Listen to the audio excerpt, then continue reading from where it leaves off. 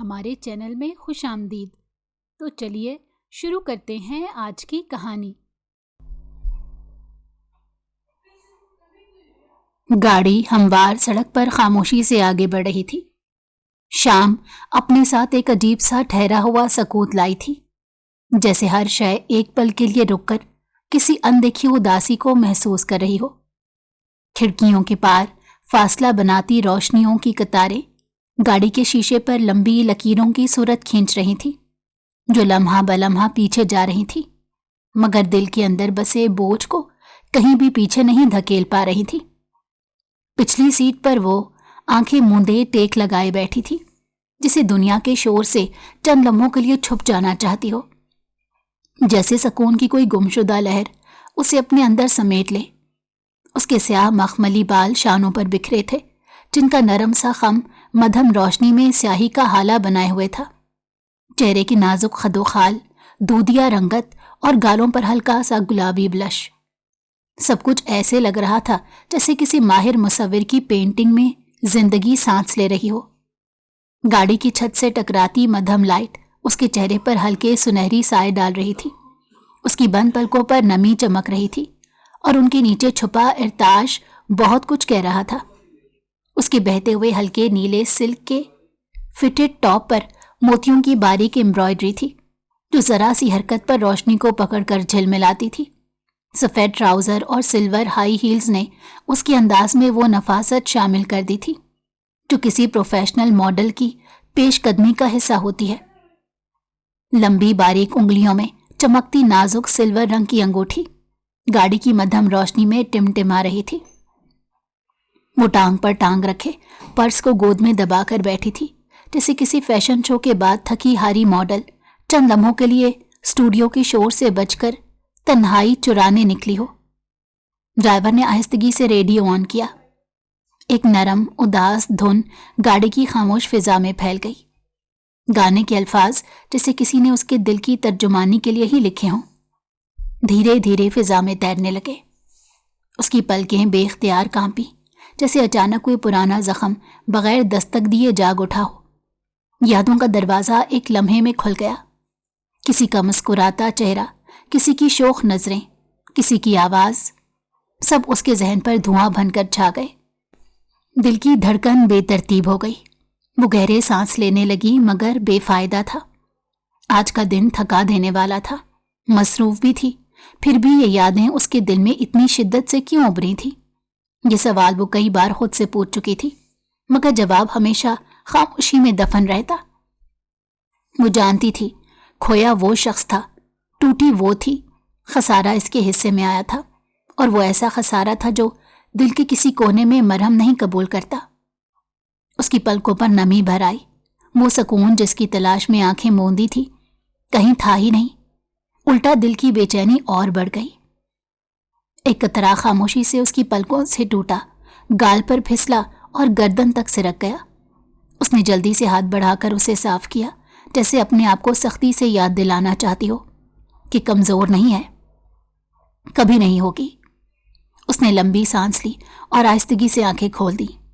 باہر سڑک پر چلتی گاڑیوں کی روشنی، درختوں کے سائے اور گزرتی عمارتوں کے دھندلے عکس، سب مل کر ایک ایسی تصویر بنا رہے تھے جو اس کے اندر کے خلا کو اور واضح کر رہی تھی۔ اس نے اپنے ہونٹوں پر زبردستی ایک خالی سی مسکراہٹ کھینچی، مگر دل خوب جانتا تھا کہ یہ مسکراہٹ باہر سے جتنی پرسکون لگ رہی ہے، اندر سے اتنی ہی بے جان تھی۔ اتنے میں فون بجا۔ گاڑی کے اندر خاموشی کو چیرتی تیز آواز نے اسے چونکا دیا۔ اس نے پرس کھول کر فون نکالا۔ اسکرین پر نظر پڑتے ہی اس کے ماتھے پر ناگواری کی لکیر ابھری۔ یہ پھر؟ اس نے زرے لب بڑبڑاتے ہوئے فون کو ایک پل تک دیکھا۔ وہ شخص جو جانے کیوں اس کی زندگی میں آسیب کی طرح جڑا ہوا تھا، وہ چاہے جتنا انکار کرے، جتنی دور بھاگے، وہ پھر راستہ روک لیتا تھا۔ ایک پل کو دل چاہا کہ کال کاٹ دے، مگر اگلے لمحے اس نے ہونٹ بھینچ کر کال ریسیو کر لی۔ جی، وہ بے حد سرد لہجے میں بولی۔ سامنے سے وہی اصرار، وہی ضد، وہی بات کہ ملاقات ضروری ہے۔ اس نے آنکھیں گھمائیں، تھکن اس کے لہجے میں واضح تھی۔ ٹھیک ہے، فلیٹ پر آ جاؤ۔ اس کی آواز میں نہ دلچسپی تھی نہ نرمی، بس ایک بیزاری تھی جو لفظوں سے چھلک رہی تھی۔ کال ختم کرتے ہی وہ چند لمحے ہاتھ میں فون پکڑے بیٹھی رہی۔ کھڑکی سے گزرتی روشنیوں کی لمبی لکیر ایک بار پھر اس کی آنکھوں میں پھیل گئی۔ اس نے فون پرس میں واپس رکھا اور سر شیشے سے ٹکا دیا۔ باہر سب کچھ آگے بڑھ رہا تھا، گاڑیاں، لوگ، شام، روشنی، مگر اس کا دل جیسے کہیں وہیں جامد ہو گیا تھا۔ ایک ٹھہراؤ، ایک عجیب سا تناؤ، جیسے کسی بڑے فیصلے کا بوجھ اس کی پسلیوں کے اندر دھڑکن کے ساتھ ٹکرا رہا ہو۔ اس نے آہستہ سے کہا، اتنا دھیرے کہ خود اس نے بھی مکمل طور پر نہ سنا ہو، مجھے اس بار ہر حال میں اس سے جان چھڑانی ہوگی۔ الفاظ ہوا میں تحلیل ہو گئے، گاڑی اپنی رفتار سے آگے بڑھتی رہی اور وہ آنکھیں موند کر پھر سے اسی خاموش جنگ میں ڈوب گئی جس کا انجام شاید وہ خود بھی نہیں جانتی تھی۔ اے لڑکی، اس بار تم نے وقت پر کرایہ نہ دیا تو گھر سے باہر نکال کروں گی۔ دروازے کے باہر کھڑی مالک مکان کی چرچراتی آواز پورے گھر میں گونج اٹھی۔ اس کے ماتھے پر بل تھے اور سانس پھولی ہوئی تھی، جیسے محلے کے سارے مسائل اسی کے کندھوں پر لاد دیے گئے ہوں۔ ویسے بھی، اس نے ہاتھ کمر پر رکھا، محلے والے تیرے بارے میں ایسی ویسی باتیں کر رہے ہیں۔ اندر سے آہستہ اسموک کا دائرہ اٹھا اور ہوا میں تحلیل ہو گیا۔ فاطمہ صوفے کے کونے پر نیم دراز ٹانگ پر ٹانگ رکھے، ہاتھ میں سگریٹ تھامے بیٹھے ہوئے ایک سرد نگاہ سے اسے دیکھ رہی تھی۔ اس کے چہرے پر نہ پریشانی تھی نہ شرمندگی، جیسے یہ سب اسے روز سننا پڑتا تھا اور اب وہ ان الزامات سے اوپر اٹھ چکی ہو۔ تجھے کیا جائے لوگ کیا کہتے ہیں؟ فاطمہ کی آواز میں بیزاری صاف جھلک رہی تھی۔ میرے بارے میں لوگ جیسی بھی باتیں کریں، جب مجھے پرواہ نہیں تو تمہیں کیوں پرواہ ہے؟ وقت پر کرایہ مل جاتا ہے اور تم تو ان باتوں کا معاوضہ پیسوں کی صورت میں بھی لے لیتی ہو۔ اس نے سگریٹ کا آخری کش لیا اور سائڈ ٹیبل پر رکھے ایش ٹرے میں بجھا دیا۔ عورت کے چہرے کا رنگ لال سے نیلا ہوا، جیسے ایک لمحے کو سمجھ نہ آئی کہ جواب دے یا برداشت کرے، پھر بھی اس کی تسلی نہ ہوئی۔ سگریٹ پیتی لڑکیاں ویسے بھی معاشرے میں اچھی نہیں سمجھی جاتی، وہ تیکھے لہجے میں بولی۔ تم اپنا ڈھنگ بدل لو تو بہتر ہے، تمہاری شکل صورت میں کوئی کمی نہیں۔ میں چاہوں تو تمہاری شادی کسی شریف گھرانے میں کرا دوں، پیسہ ویسے بھی تمہارے پاس بہت ہے، نوکری جو بڑے دفتر میں کرتی ہو۔ فاطمہ نے پلکیں اٹھا کر اس سے دیکھا، اس کے چہرے پر طنزیہ مسکراہٹ آئی، جیسے سامنے کھڑی عورت دنیا کا سب سے عجیب مشورہ دے رہی ہو۔ میرے باپ کو میری ماں نے چھوڑ دیا تھا۔ اس کے لہجے میں وہ کڑواہٹ تھی جو انسان میں برسوں کی تکلیف جمع کر دیتی ہے۔ اب مرد ذات پر بھروسہ نہیں رہا مجھے، میں تو ایسی ہی زندگی جیوں گی۔ کون شوہر کے ناز نخرے اٹھائے؟ زندگی اپنے لیے جینی چاہیے، کسی کے کنٹرول میں آ کر نہیں۔ مالک مکان نے سختی سے ناک چڑھائی، جیسے فاطمہ کے الفاظ اس کے دل پر لگے ہوں، مگر حقیقت یہ تھی کہ وہ بحث سے ہار چکی تھی۔ اسے کرایہ چاہیے تھا، اخلاقیات نہیں۔ جیسے تیری مرضی۔ وہ کندھے اچکاتی بڑبڑائی اور مڑ گئی۔ اسے معلوم تھا کہ فاطمہ سے بحث کا کوئی فائدہ نہیں، آخر وہ یہاں پورے محلے سے زیادہ کرایہ دیتی تھی اور وقت پر بھی، اس لیے مالک مکان اسے پسند کرے یا نہ کرے، نکالنے کا اختیار صرف لفظوں میں تھا، حقیقت میں نہیں۔ دروازہ زور سے بند ہوا تو کمرے میں دوبارہ خاموشی اتر آئی۔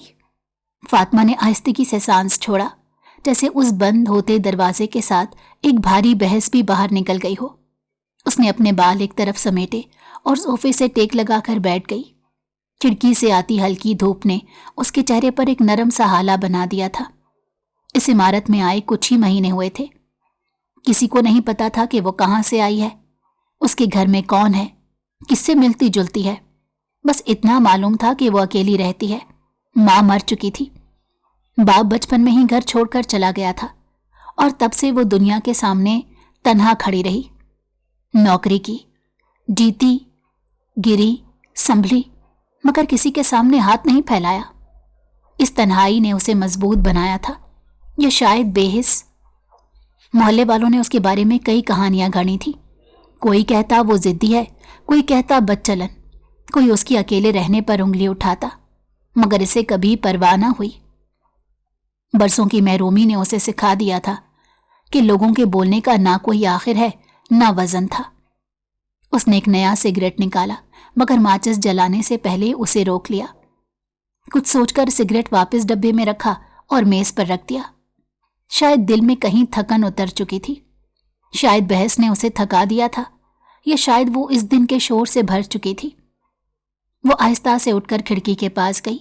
نیچے گلی میں بچے کھیل رہے تھے، 2 عورتیں گھریلو گپ شپ میں مصروف تھیں، ایک دکان والا گاہک سے جھگڑ رہا تھا۔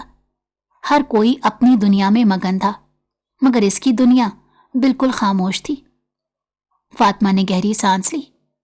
زندگی مجھے ہی کاٹنی ہے جیسے میں چاہوں گی، وہ خود سے دھیرے سے بولی۔ سیکرٹ فورسز کے اندر اس بار جو ہلچل مچی تھی وہ عام مشنز جیسی نہیں تھی۔ اس بار معاملہ سنگین تھا۔ ملک دشمن عناصر شہر کے ایک بڑے ادارے کے قریب کسی خوفناک سرگرمی کی پلاننگ کر رہے تھے۔ کئی ہفتوں سے ان کا پیچھا کیا جا رہا تھا، مگر اب ثبوت حتمی تھے۔ میٹنگ روم کے اندر خاموشی تھی، وہ خاموشی جو کسی بڑے طوفان سے پہلے کی فضا بناتی ہے۔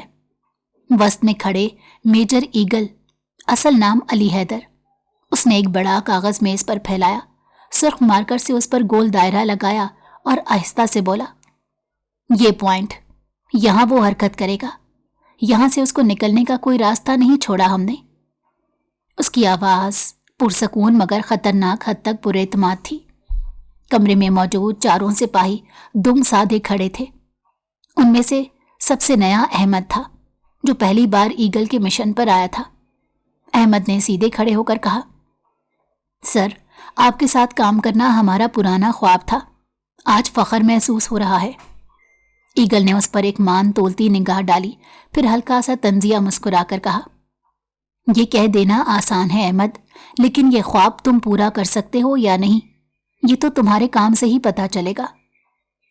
احمد یک دم سیدھا ہو گیا۔ ایگل کی شخصیت ہی ایسی تھی کہ سامنے والا خود کو بہتر بنانے پر مجبور ہو جاتا تھا۔ پورے کمرے میں پھر سے خاموشی پھیل گئی۔ ایگل نے ہاتھ میز پر رکھا اور ایک ایک لفظ دباؤ سے ادا کیا، اس بار دشمن کی چال کامیاب نہیں ہوگی۔ ہم نے ایسا جال بچھایا ہے کہ وہ خود ہمارے ہاتھوں میں آ گرے گا۔ سب ثبوت تیار ہیں، اب صرف فیلڈ پر غلطی کی کوئی گنجائش نہیں۔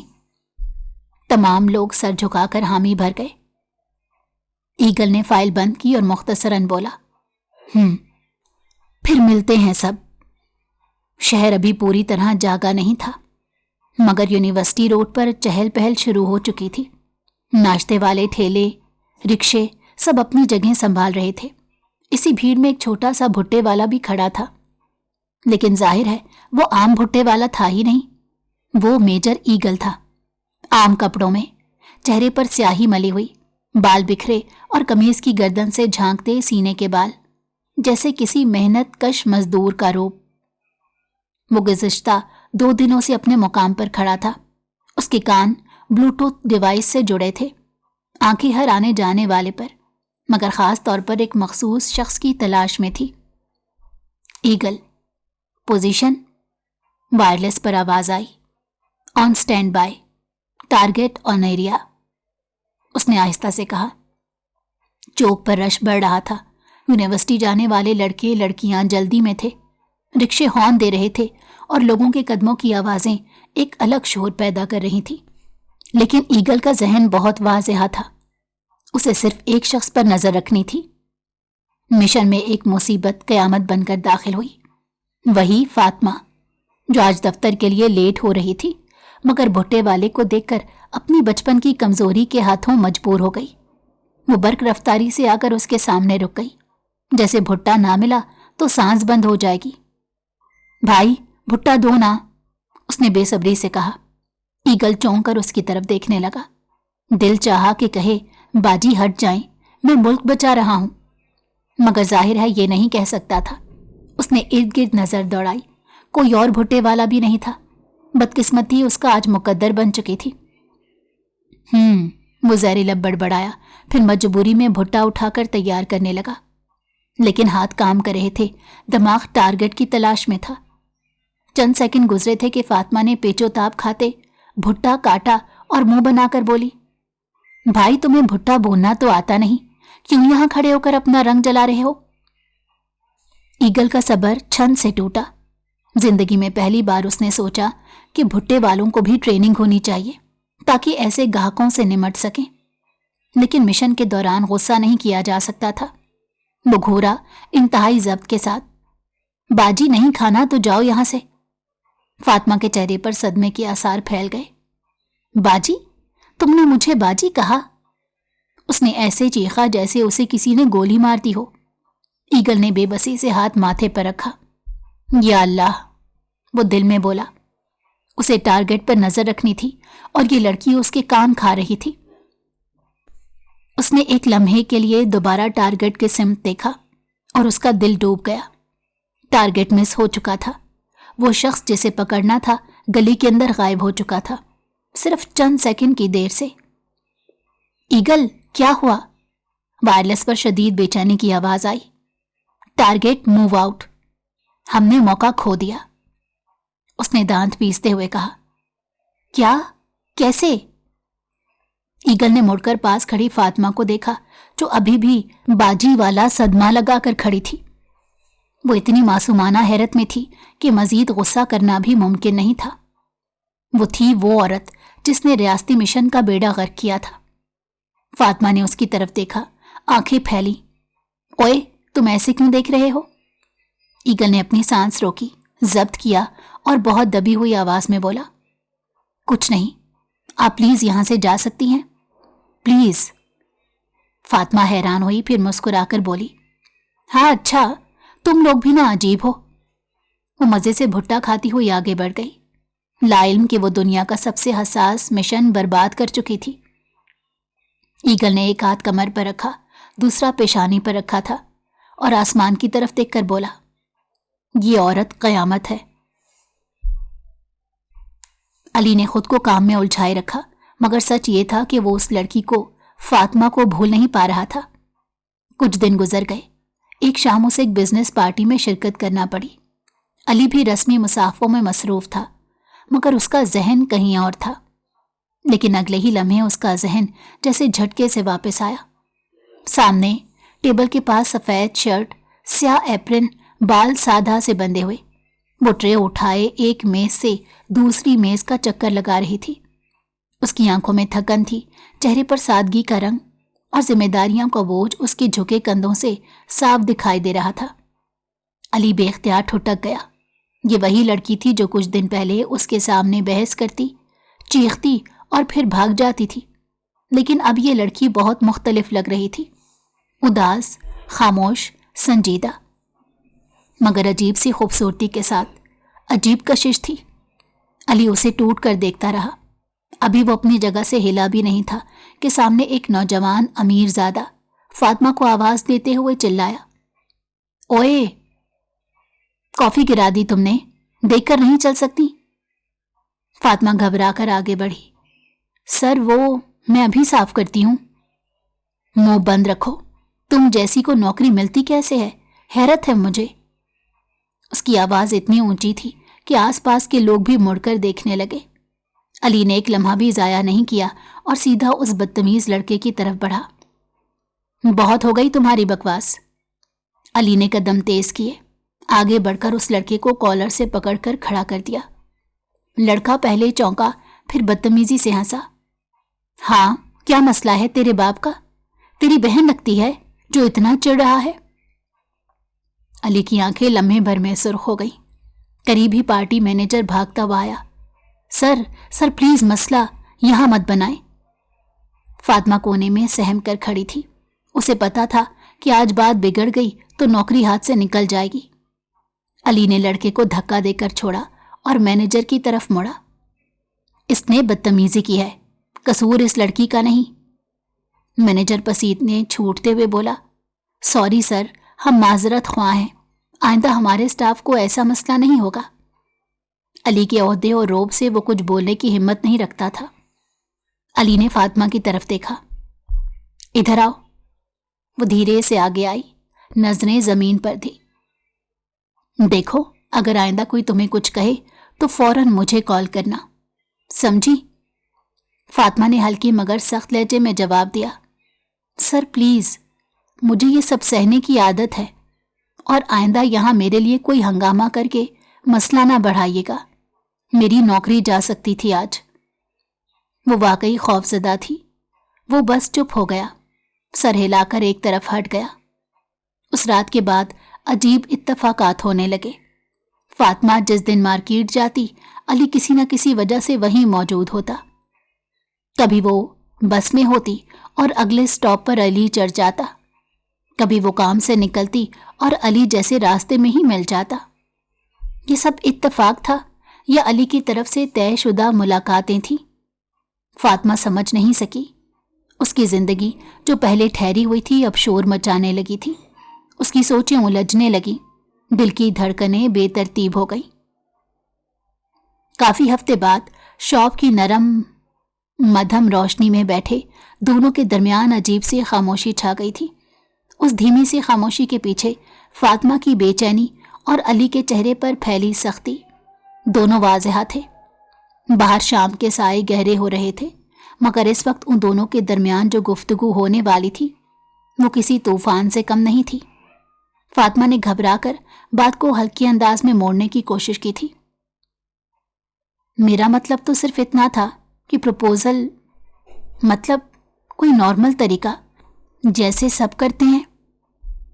علی نے بے اختیار اس کی بات کاٹ دی، کرسی پر ذرا سا آگے جھکتے ہوئے۔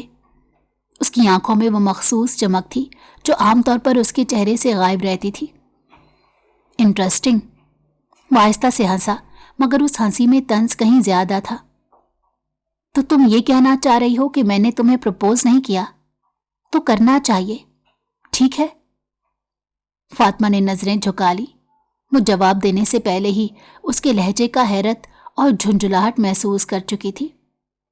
علی نے کرسی سیدھی کی، بازو میز پر ٹکایا اور آہستہ سے بولا، اگر تمہیں بغیر تم والا طریقہ پسند ہے تو یہی صحیح۔ جانتی ہو نا پرپوز کرنے کے بعد ہوٹل روم میں کیا ہوتا ہے؟ فاطمہ کی سانس حلق میں اٹک گئی۔ وہ سکتے میں اس کی طرف دیکھتی رہی۔ میں نے تو تمہیں نکاح کے لیے ڈائریکٹ کہا تھا۔ وہ جیسے اب اسے تنگ کرنے کے پورے موڈ میں آ چکا تھا۔ دراصل اس کی الٹی فرمائش علی کے صبر کو چبا گئی تھی۔ وہ شریف سیدھا سادھا آدمی تھا، اس طرح کے ڈرامے بازیوں کا عادی نہیں تھا۔ فاطمہ نے چونک کر اس کی طرف ہاتھ بڑھایا۔ آپ ایسا نہیں کر سکتے۔ علی نے اس کی کلائی مضبوطی سے تھام لی۔ پکڑ میں سختی کم مگر ارادہ مضبوط تھا۔ کیوں نہیں کر سکتا؟ فاطمہ کی آنکھوں کے کنارے نم ہوئے۔ اسے نہیں معلوم تھا کہ بات اتنی جلدی شادی تک جا پہنچے گی۔ اس کا پورا وجود ہلکا ہلکا کانپ رہا تھا۔ اتنی تیزی سے کسی فیصلے کی طرف جانا وہ سوچ بھی نہیں سکتی تھی۔ علی کا لہجہ بدل گیا، وہ اب سراسر سنجیدہ ہو چکا تھا۔ اب تم پیچھے نہیں ہٹ سکتی، تمہیں ہی شوق تھا نا؟ تو کیا لگا تھا تمہیں کہ میں وقت گزاری کے لیے سب کر رہا ہوں؟ فاطمہ کی پلکیں لرزیں۔ علی نے بات جاری رکھی، میری جاب مجھے زیادہ شور شرابہ کرنے کی پرمیشن نہیں دیتی، اسی لیے میں تمہیں آرام سے، محبت سے، اعتماد کے ساتھ شادی کے لیے قائل کر رہا تھا۔ مجھے کسی اور کے ساتھ وقت گزارنے کا شوق نہیں ہے۔ اور تم شادی کا نام سن کر گھبرا گئی؟ نہیں، میرے کہنے کا مطلب وہ نہیں تھا۔ وہ گڑبڑا گئی، الفاظ الجھنے لگے، دل جیسے سینے میں جگہ کم محسوس کر رہا تھا۔ علی نے اس کی کلائی چھوڑ کر دونوں ہاتھوں سے اسے اپنے قریب کر لیا، جیسے یہ آخری بات ہو جو وہ برداشت کر سکتا تھا۔ بات گمانا بند کرو فاطمہ، مجھے سچ بتاؤ، تمہارے دماغ میں چل کیا رہا ہے؟ اس کا لہجہ نرم نہیں تھا، ہر لفظ میں دباؤ تھا۔ وہ اس کی آنکھوں میں جھانک رہا تھا جیسے وہ جھوٹ برداشت نہیں کر سکتا۔ فاطمہ کے پسینے سے بھیگے ہاتھ بار بار ایک دوسرے میں بند ہو رہے تھے۔ وہ ہونٹوں کو دانتوں میں دبا رہی تھی۔ اس کا دل دھک دھک کر رہا تھا۔ آخر وہ خود کو کھڑے بھی نہ رکھ پا رہی تھی۔ اس نے گہری سانس لی، پھر آنکھیں جھکا کر کہا، میں آپ سے شادی نہیں کر سکتی۔ خاموشی، ایسی خاموشی کے باہر گونجتا ٹریفک کا شور بھی سنائی دینے لگا۔ علی کا چہرہ سختی سے تن گیا۔ اس نے ایک قدم پیچھے ہٹایا، جیسے زمین پاؤں کے نیچے سے سرک گئی ہو۔ کیا؟ آپ نے سنا نہیں؟ اس کی آواز رکی رکی تھی۔ میں شادی نہیں کر سکتی۔ علی کا چہرہ سن ہو گیا، پہلے حیرت، پھر دکھ، پھر غصہ ابھرا تھا۔ تو پھر تو میرے ساتھ ٹائم پاس کر رہی تھی؟ اس کے لہجے میں چھپا درد فاطمہ کے دل پر سیدھا لگا۔ میں تمہیں ایسی لڑکی نہیں سمجھتا تھا۔ کیا تمہیں لگا کہ 4 دن گپے لگا کر دوسرے لوگوں کی طرح تم اس رشتے کو بس یوں ہی چلاؤ گی؟ اس کی الفاظ تیر تھے مگر خالی نہیں۔ وہ ٹوٹ رہا تھا، اس کی آنکھوں میں وہی ٹوٹ پوٹ صاف نظر آ رہی تھی۔ فاطمہ نے منہ دوسری طرف موڑ لیا۔ وہ جواب نہ دے سکتی تھی، جواب دینے سے سب کچھ مزید بگڑ جاتا۔ وہ کمزور تھی، ڈری ہوئی اور تیار نہیں تھی۔ علی نے آواز بلند کی، فاطمہ میں تم سے بات کر رہا ہوں۔ وہ اب برداشت سے باہر ہو چکی تھی۔ اس نے کرسی کا کنارہ پکڑا، بیگ اٹھایا اور بغیر ایک نظر پلٹے تیزی سے نکل گئی۔ دروازہ زور سے بند ہوا۔ علی لمحہ بھر کے لیے جیسے پتھر بن کر کھڑا رہ گیا۔ یہ اس نے سوچا بھی نہیں تھا کہ 1 ہفتے کی ملاقات، کچھ گھنٹوں کی قربت اور چند جذباتی لمحوں کے بعد وہ لڑکی جسے وہ زندگی بھر کے لیے اپنے ساتھ دیکھ رہا تھا، یوں دھڑام سے دروازہ بند کر کے چلی جائے گی۔ باہر بھاگتے ہوئے فاطمہ کی آنکھوں سے آنسو گر رہے تھے۔ اسے اپنی اصلیت بتانے سے بہتر تھا کہ وہ اس کی نظروں سے ہی گر جاتی۔ کم از کم وہ اسے دل سے باہر تو نکال پھینکے گا۔ کیفے میں ہلکی ہلکی موسیقی چل رہی تھی۔ فاطمہ آج بھی حسب معمول کاؤنٹر کے پیچھے مصروف تھی۔ وہ خود کو جتنا بھی چھپانے کی کوشش کرتی، پھر بھی اس کی گھبراہٹ آنکھوں کے کناروں سے جھانکتی رہتی تھی۔ کل رات ایگل نے اس سے شادی نہ کرنے کی وجہ پوچھی تھی اور وہ کچھ بھی نہ کہہ پائی تھی۔ کیسے کہتی؟ اس کے اندر چھپا خوف زبان بند کر دیتا تھا۔ لیکن آج تو حد ہی ہو گئی۔ وہ جیسے ہی ٹرے لے کر اگلی میز کی طرف بڑھی، ایگل اچانک اس کے سامنے آ کر بیٹھ گیا۔ بغیر کچھ کہے صرف اسے دیکھتا رہا۔ گہری جانچتی نظروں سے اس کے آر پار نگاہیں تھیں۔ فاطمہ نے دوسری طرف منہ موڑ لیا، مگر ہر 10 منٹ بعد وہ ایک نیا آرڈر لکھوا دیتا۔ کبھی چائے، کبھی کافی، کبھی سینڈوچ، کبھی پانی، کبھی کچھ بھی نہیں، بس اسے تنگ کرنے کے لیے۔ آخر تنگ آ کر فاطمہ قدم پٹکتی اس کے پاس جا پہنچی۔ اگر تم نے مجھے ہی تنگ کرنا ہے نا تو کوئی اور طریقہ اختیار کر لو، اس نے غصے سے کہا۔ ایگل نے بالکل سنجیدگی سے جواب دیا، تمہارا کام آرڈر لینا ہے، تم آرڈر لو۔ وہ سکتے میں رہ گئی۔ کچھ پل کو تو سمجھ ہی نہیں آیا کہ یہ اسے ڈانٹ رہا ہے یا چیلنج کر رہا ہے۔ خاموشی سے پلٹی اور واپس کاؤنٹر پر چلی گئی۔ کچھ منٹ بعد وہ دوبارہ اس کی میز کے پاس آئی، مگر اس بار ہاتھ میں ایک طے کیا ہوا کاغذ تھا۔ وہ بنا کچھ کہے کاغذ اس کے سامنے رکھ گئی اور واپس چلی گئی۔ ایگل نے وہ پرچہ کھولا۔ میں تمہیں شادی نہ کرنے کی وجہ بتا سکتی ہوں، لیکن اس کے لیے شام کو پارک میں ملنا ہوگا۔ وہ جملہ پڑھتے ہی وہ میز سے اٹھا اور کیفے سے باہر چلا گیا۔ شام ڈھل چکی تھی، ہواؤں میں ہلکی ٹھنڈک تھی۔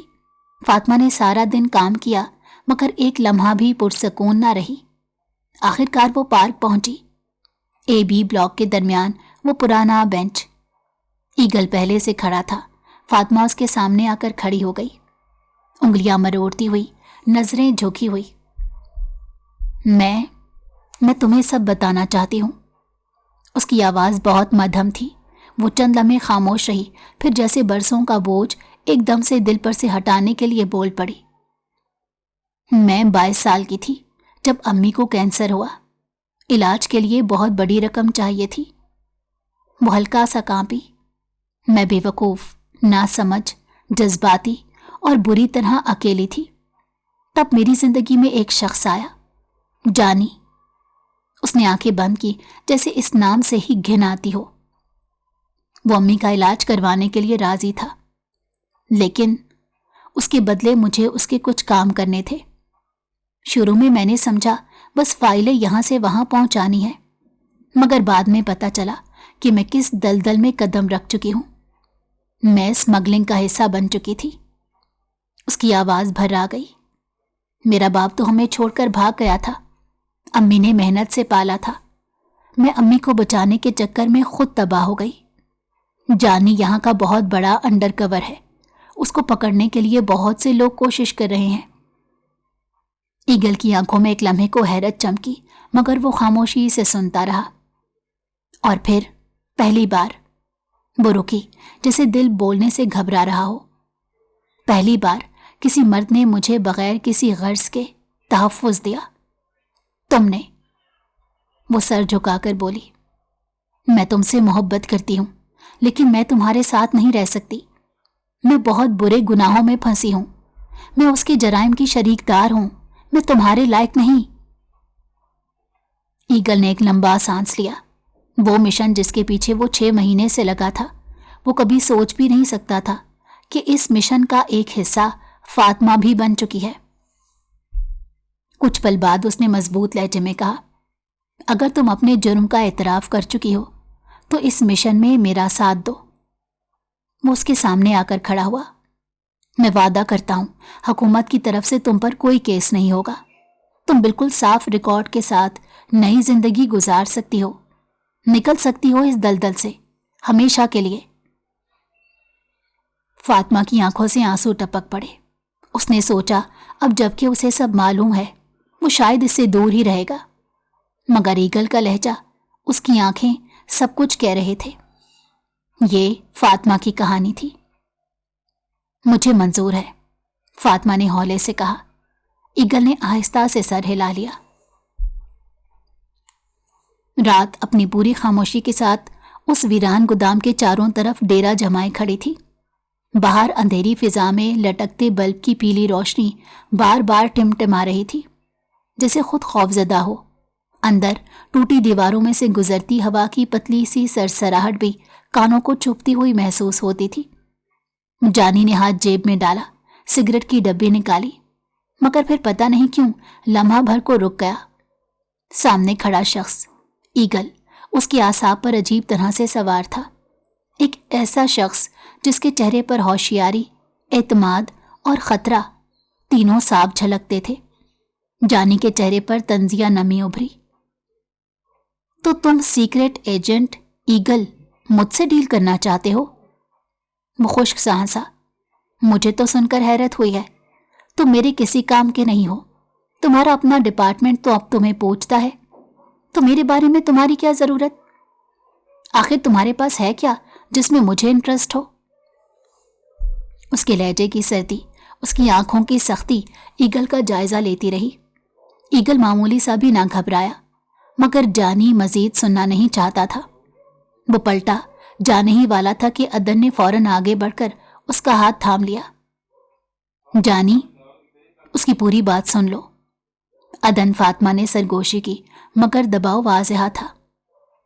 ایگل اب آہستہ تھوڑا قدم آگے بڑھاتے بولا، جہاں سے تم ہتھیار سمگل کرتے ہو وہاں موجود تمام انڈر کورز کی لوکیشن میرے پاس ہے۔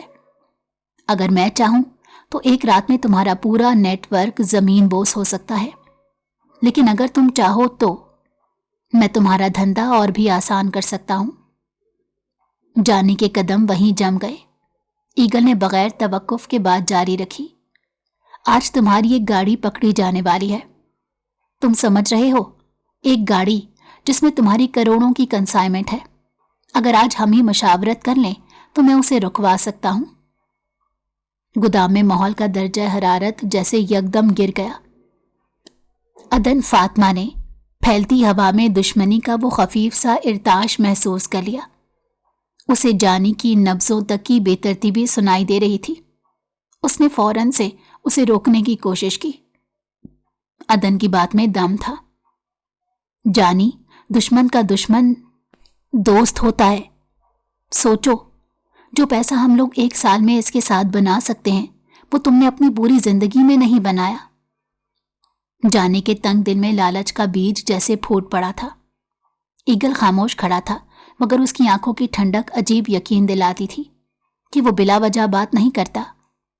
عدن نے ایک آہستہ گہری سانس لی۔ وہ جانتی تھی جانی جیسے چالاک انسان کے قریب کھڑے ہو کر سانسوں تک کے اتار چڑھاؤ کو قابو رکھنا ضروری ہے، ورنہ وہ شک کی بو تک محسوس کر لیتا ہے۔ گودام بالکل خاموش تھا، بلب ٹمٹپا کر بجھنے کے قریب تھا۔ باہر دور کہیں کتا بھونکا، مگر اندر صرف تناؤ کی دیواریں تھیں۔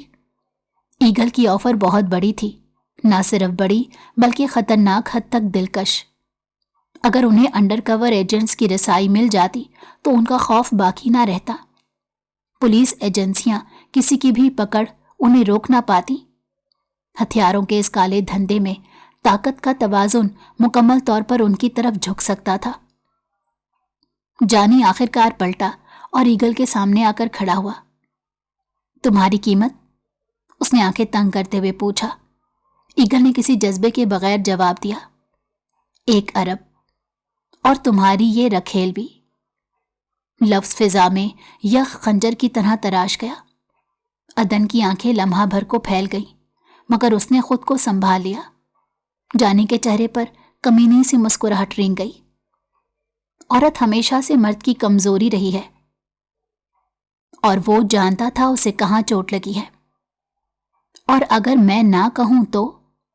جانی نے خطرناک طریقے سے آنکھیں سے کوڑی۔ اسی وقت ایگل کی آواز بجلی کی گرج کی طرح ابھری، تمہاری تنظیم کی بقا اس ڈیل پر منحصر ہے۔ اگر تم ڈیل نہ کرنا چاہو تو ٹھیک ہے، لیکن یاد رکھنا، اگر میں نے ارادہ بدل لیا تو کسی کا باپ بھی مجھ سے ایک حرف نہیں اگلوا سکتا۔ تمہارا پورا نیٹ ورک، تمہاری گاڑیاں، تمہارے اڈے، سب الٹے لٹکیں گے۔ اس نے جیب سے موبائل نکالا، ایک نظر اسکرین پر ڈالی اور گھوم کر جانے لگا۔ عدن کا دل سینے میں دھڑکنے لگا۔ جانی کی ہچکچاہٹ اسے صاف محسوس ہو رہی تھی۔ وہ جانتی تھی کہ جانی اگر اس لمحے غلط فیصلہ کر گیا تو ان دونوں کی زندگیاں برباد ہو سکتی تھیں۔ عدن کی انگلیاں بے اختیار مٹھی میں بند ہو گئیں۔ ایگل 2 قدم دور جا چکا تھا کہ اچانک، مجھے منظور ہے۔ گودام میں جیسے ہوا واپس لوٹ آئی۔ ایگل رکا مگر پلٹ کر نہیں دیکھا۔ اس نے صرف گردن ذرا سی جھکائی۔ کوئی حیرت نہیں، کوئی جوش نہیں، بس ایک قاتلانہ سکون تھا، جیسے کسی کی الٹی گنتی شروع ہو گئی ہو۔ عدن نے اپنی سانس ہموار کرنے کی کوشش کی، جیسے کسی نے اس کے سینے پر رکھا وزنی پتھر ہٹا دیا ہو، مگر ساتھ ہی ایک اندھیرا سا کھچاؤ اس کے دل میں اترنے لگا۔ وہ جانتی تھی کہ ایگل کے ساتھ ڈیل کرنا مطلب اپنے ہی ہاتھوں اپنی آزادی کا پھندا گلے میں پہن لینا ہے۔ جانی قریب آیا، اس کی طرف جھکا اور دھیمی مگر سخت آواز میں بولا، اب جو کھیل شروع ہوا ہے اس میں واپسی نہیں ہے۔ عدن کو لگا جیسے یہ بات صرف ایگل نہیں اسے بھی سنائی گئی ہو، اور اب کھیل واقعی شروع ہونے والا تھا۔ کال کوٹڑی کی دیواریں نمی میں بجھی ہوئی تھیں، جیسے برسوں سے سورج کی کرن نے وہاں قدم نہ رکھا ہو۔ اندھیرا گٹھلی کی طرح جمع ہوا تھا، صرف اوپر لگے ایک چھوٹے سے بلب کی زرد روشنی قیدی کے چہرے پر ٹپک رہی تھی۔ باہر گارڈز کے قدموں کی چاپ بھی خوف میں دبی ہوئی محسوس ہوتی تھی۔ مشن اپنی رفتار سے آگے بڑھ رہا تھا۔ ایگل اور عدن دونوں اب تک جتنے قدم اٹھا چکے تھے وہ جانی کے بنے ہوئے جالوں سے گزر کر بہت اندر تک جا پہنچے تھے۔ ایگل کی ذہانت اور فاطمہ کی اندر سے اگی ہوئی سچائی نے اس مشن کی رفتار ویسے ہی تیز کر دی تھی جیسے ہوا میں چنگاری بھڑکتی ہے۔ چند ہفتے پہلے انہوں نے ایک اسمگلنگ بس کو ہائی جیک ہونے سے بچایا تھا۔ وہ بس جانی کے نیٹ ورک کے لیے ایک اہم شریان تھی۔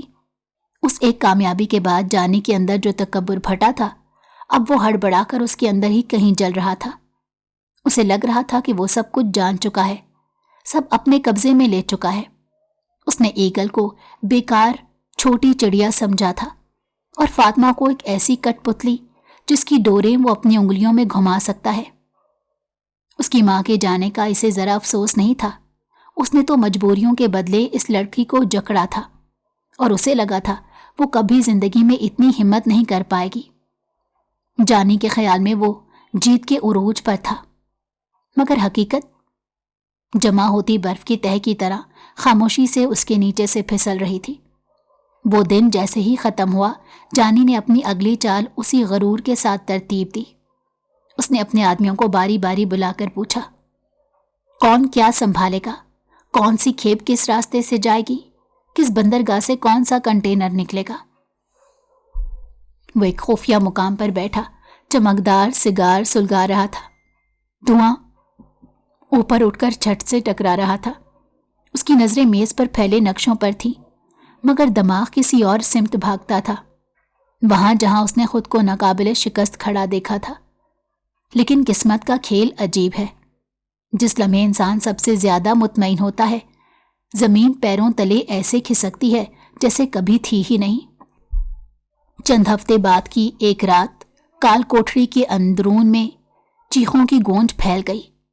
گھٹن کی اس فضا میں کوئی آواز بلند ہونا ہی غیر معمولی لگتا ہے، مگر یہ صرف آواز نہیں تھی، یہ کسی ٹوٹے ہوئے غرور کی دھاڑ تھی۔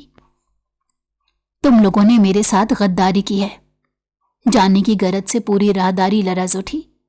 پہرے دار چونکے، ایک دوسرے کو دیکھا، مگر سب جانتے تھے کہ اندر وہ آدمی ابھی بھی اپنے آپ کو بادشاہ سمجھتا ہے۔ اس کو مشن کی کامیابی پر ایک نیا مشن سونپا جا چکا تھا، اور اس کے لنکس کو سارا ناکارہ کر گیا تھا۔ اس کا غرور ٹوٹا تھا، مگر سانس ابھی باقی تھی، اور جب تک سانس باقی ہو اس کا زہر بھی۔ سن رہے ہو تم؟ وہ دھاڑا، تم دونوں کو اس کا حساب دینا ہوگا۔ وہ لوہے کی سلاخوں سے بندھی دیوار کے ساتھ ٹیک لگائے کھڑا تھا۔ قید کے کئی دن، کئی راتیں، مسلسل سوال، مسلسل دھمکیاں، مسلسل تشدد، سب اس کے جسم پر نقش تھے۔ پیٹھ پر کوڑے کے نشان تھے، چہرے پر سجن، ہونٹ پھٹے ہوئے، آنکھوں کے نیچے نیل۔ مگر عجب بات یہ کہ اس کی آنکھوں میں خوف کی رمق بھی نہیں تھی۔ وہ اپنے جسم کو بھول چکا تھا، صرف غصہ یاد تھا، صرف بدلہ۔ میں نے تم دونوں کو انسان سمجھا، وہ پاگلوں کی طرح سلاخیں ہلا رہا تھا، اور تم نے غداری، دھوکہ۔ دیواروں نے اس کے لفظوں کو جذب کیا اور واپس اسی کی طرف اچھال دیا۔ چیخ جانی کی تھی اور گونج بھی اسی کی۔ وہ جیت کی امید جو کل تک اس کے سینے میں ناچتی تھی، آج ٹھنڈی لاش بن کر اس کے سامنے پڑی تھی۔ ٹارچر سیل میں لٹائی جانے والی بے رحمیاں اسے توڑ نہیں سکی، مگر خاموشی، وہ خاموشی جو ایگل اور عدن کے چہرے پر تھی، وہ اسے اندر سے کچا چبا رہی تھی۔ وہ بار بار دیوار پر مکے مارتا، ہانپتا، پھر دھاڑتا۔ کسی بادشاہ سے سلطنت چھین لی جائے تو اس کا جیسے حال ہوتا ہے وہی حال اس کا تھا۔ میرا کھیل کوئی ختم نہیں کر سکتا، میں ہارتا نہیں، تم لوگ نہیں جیتے، بس وقتی سب کچھ الٹ پلٹ ہوا ہے۔ مگر اسے معلوم نہیں تھا کہ اس کے اپنے آدمیوں کے موبائل، کیش، دستاویزات سب ضبط کیے جا چکے تھے۔ اس کا نیٹ ورک اب اس کے قدموں سے کھینچ لیا گیا تھا۔ جن راستوں کو وہ شطرنج کی طرح کھیلتا تھا، وہ سب اب بند پڑے تھے۔ ایگل اور عدن نے اس کے چھپے ہوئے ہر پلان، ہر لنک، ہر اڈے کو ڈبو دیا تھا۔ یہ حقیقت اسے دیوار سے بھی زیادہ سخت لگ رہی تھی۔ سن رہے ہو نا؟ وہ پھر چیخا، مجھے چھوڑو، میں تمہیں بتاؤں گا اصل غدار کون ہے۔ میں زندہ باہر آیا تو۔ وہ رکا، چہرے پر گھاؤ کی تکلیف نہیں بلکہ اس کی ساری زندگی کی محنت کسی نے 2 پل میں پانی میں ملا دی تھی۔ ایگل، اس نے زہر اگلتے نام لیا۔ عدن نے پورے مشن کے دوران نہ صرف اپنے ماضی کے گناہوں کا اعتراف کیا تھا، بلکہ فورسز کو ہر چھوٹے سے چھوٹے کام میں مدد فراہم کی تھی۔ اس کی بہادری، ذہانت اور حالات کا مقابلہ کرنے کی صلاحیت نے سب کا دل جیت لیا۔ حکومت کی طرف سے اسے نہ صرف معاف کر دیا گیا، بلکہ اس کے اعتماد اور ہمت کی وجہ سے اسے اگلے مشنز میں بھی شامل رکھنے کا فیصلہ کیا گیا۔ عدن کی خوش قسمتی یہ بھی تھی کہ وہ اب تک کسی بھی غیر قانونی سرگرمی میں خود ملوث نہیں ہوئی تھی۔ بس اس کا کام صرف معلومات دینا اور خطرناک حالات میں فورسز کے ساتھ تعاون کرنا تھا۔ اس دن عدن آرمی یونیفارم میں موجود تھی۔ فوجی کیپٹل کا ماحول سخت اور سنجیدہ تھا، لیکن اس کے دل میں عجیب سا اضطراب چھپا ہوا تھا۔ سامنے علی کھڑا تھا، اس کی آنکھوں میں عزم اور محبت کا عجیب امتزاج تھا۔ ہمارا نکاح کل ہوگا۔ علی کی آواز میں جوش اور سنجیدگی دونوں شامل تھے۔ عدن چونک کر اس کی طرف دیکھتی رہی۔ کیا؟ اس کے لبوں سے ہلکی سی سرسراہٹ نکلی، مگر دل کی دھڑکن ایک دم تیز ہو گئی۔ علی قدم بڑھاتے اس کے قریب آیا، اس کے ہاتھ کو پکڑ کر اپنی گرمی میں لپیٹ لیا۔ تو کیا تم اب بھی مجھ سے شادی نہیں کرنا چاہتی؟ نہیں نہیں، ایسا نہیں ہے، وہ جلدی سے بولی، کہیں وہ پھر سے کوئی مطلب اخذ نہ کر لے۔ آج جس مصیبت سے نکلی ہے یہ سب اسی کی بدولت تھا۔ پھر؟ اس کی آنکھوں میں وہی شدت اور لمحے کو قابو میں رکھنے والی طاقت جھلک رہی تھی جو مشن کے دوران ہر خطرے کا مقابلہ کرنے میں دکھائی دیتی تھی۔ عدن کا دل زور زور سے دھڑک رہا تھا۔ اس کی آواز گھبرا کر نکلی، نہیں، میں نے ایسے نہیں کہا، مجھے کوئی اعتراض نہیں ہے، لیکن کل ہمارا نکاح کہاں ہوگا؟ علی نے مسکرا کر اس کے ہاتھ کو مضبوطی سے تھام لیا۔ کل سب کچھ طے ہے، تمہیں گھبراہٹ کی کوئی ضرورت نہیں۔ عدن کے دل میں خوف اور امید دونوں موجود تھے۔ خوف یہ آیا کہ نکاح واقعی اس کی زندگی میں سب کچھ ٹھیک کر دے گا یا نہیں، اور امید کہ شاید اس کے بعد زندگی میں سکون اور محبت کا ایک نیا باب شروع ہو جائے۔ کمرے کی کھڑکیوں پر برف جمی ہوئی تھی۔ باہر کوہر کی لپیٹ میں ڈوبا پہاڑی نظارہ کسی اجنبی خوف کی طرح پھیلا ہوا تھا۔ لکڑی کی کیبن نما یہ جگہ اتنی خاموش تھی کہ اپنا سانس بھی غیر مانوس لگتا۔ فاطمہ ہاتھ باندھے زچ سی کھڑی تھی اور علی سامنے گہری سنجیدگی سے اسے دیکھ رہا تھا۔ ہرگز نہیں، کبھی نہیں، میں تمہارے ساتھ ایک کمرہ تو بالکل بھی شیئر نہیں کروں گی، سمجھ آئی؟ عدن بھڑک اٹھی تھی۔ اتنے دن سے وہ شخص اسے لفٹ نہیں کروا رہا تھا، یوں ظاہر کر رہا تھا جیسے محبت ختم ہو چکی ہو۔ اس کا پورا بدن غصے اور خوف کے امتزاج میں جل رہا تھا۔ اتنے دن سے علی نے اسے لفٹ نہیں کروائی تھی۔ آپ کو کیوں لگتا ہے میں یہاں آپ کی کوئی بھی بات ماننے یا برداشت کرنے کے لیے بیٹھا ہوں؟ مجھے واپس گھر جانا ہے۔ مجھے نہیں پتا، بس مجھے واپس لے کر چلو۔ وہ رو دینے کو ہو گئی تھی۔ یہ احساس ہی بہت خوفناک تھا کہ اسے اس انسان کے ساتھ ایک کمرے اور ایک ہی بستر پر سونا پڑے گا۔ وہ جتنی بھی نہ ڈر سہی لیکن اپنی بے عزتی برداشت نہیں کر سکتی تھی۔ یہ آدمی اگر اسے محبت نہیں کرتا تو اسے استعمال بھی نہیں کر سکتا۔ جا سکتی ہیں تو چلی جائیں، کیونکہ یہاں موسم ہر دوسرے لمحے بدلتا ہے۔ بارش اور برف باری یہاں بہت عام ہے۔ ایسے میں اکیلے سفر کر سکتی ہو تو 100 بسم اللہ۔ اسے اپنے لفظوں سے ڈراتے وہ صوفے پر سے اٹھا۔ آ جائیں، رات ہو گئی ہے، کل صبح بہت کام ہے۔ ہرگز نہیں، میں کبھی میرا مطلب آپ کے ساتھ نہیں سوؤں گی۔ علی کی گھوری پر اس نے اپنے الفاظ کی تصحیح کی۔ جیسی مرضی، یہاں رات میں جنگلی جانور باہر گھومتے ہیں اور سردی تو حد سے زیادہ ہوتی ہے۔ اسے ڈراتے وہ خود اندر کمرے کی جانب چلا گیا، جبکہ وہ خود وہیں صوفے پر ڈھہ گئی۔ یا اللہ، اگر کوئی جنگلی جانور آ گیا تو میں کیا کروں گی؟ آس پاس دیکھتے وہ مزید خود میں سمٹی۔ اندر علی کے پاس جانے کا تو سوال ہی پیدا نہیں ہوتا تھا۔ سردی آہستہ آہستہ بڑھتی جا رہی تھی۔ خود کو مزید سکیڑے وہ سونے کی کوشش کرنے لگی۔ مارے سردی کے دانت بج رہے تھے۔ بدتمیز انسان، مجھے یہاں سردی سے مرنے کے لیے چھوڑ دیا، یہ نہیں کہ آ کر اندر ہی لے جاتے۔ پہلے تو بڑی محبت کی باتیں کرتا تھا، جیسے ہی میری اصلیت پتہ چلی تو اس نے سوچا ہوگا یہ کہاں میرے قابل ہے۔ غریبی تو برداشت کر لیتا، لیکن یہ لڑکی تو پھر حد سے گر چکی ہے۔ سردی سے اس کے دانت بج رہے تھے۔ دل میں خیال آیا تو آنکھیں بھیگنے لگی۔ آنسوؤں کو پیچھے دھکیلتے وہ اپنی جگہ سے اٹھی۔ کمرے کے دروازے تک پہنچنے اس نے 10 بار سوچا تھا۔ باہر سونا محال تھا۔ آہستہ سے دروازہ کھول کر اندر داخل ہوئی تو جسم کو جیسے سکون ملا۔ پورا کمرہ گرم ہو رہا تھا اور علی صاحب بلینکٹ میں چھپے گہری نیند میں تھے۔ مجھے مرنے کے لیے چھوڑ کر یہاں عیش کر رہے ہیں، میں بھی اب یہیں سوں گی۔ غصے سے بڑبڑاتے وہ تیزی سے بیڈ پر لیٹی خود کو بلینکٹ میں غائب کیا تھا۔ گرم بستر پر لیٹتے ہی ٹھنڈ سے درد کرتا جسم پرسکون ہوا، مگر سردی اب بھی محسوس ہو رہی تھی۔ فضول میں اپنی انا کے لیے وہ باہر کھڑی تھی، اس سے پہلے ہی اندر آ جانا چاہیے تھا۔ اچانک ہی علی نے کروٹ بدلتے اس کے اوپر اپنا بھاری ہاتھ رکھا۔ عدن کا دل جیسے بھر آیا ہو، اس کے آنسو بلینکٹ میں چپکے چپکے بہنے لگے۔ کروٹ کی ہلکی سیاہٹ پر علی کی آنکھ کھل گئی۔ اس نے بلینکٹ ایک طرف کی اور فاطمہ کو آنسوؤں میں بھیگا دیکھ کر اس کے چہرے پر پڑی تمام سختی پگھل گئی۔ وہ سیدھا اٹھ بیٹھا۔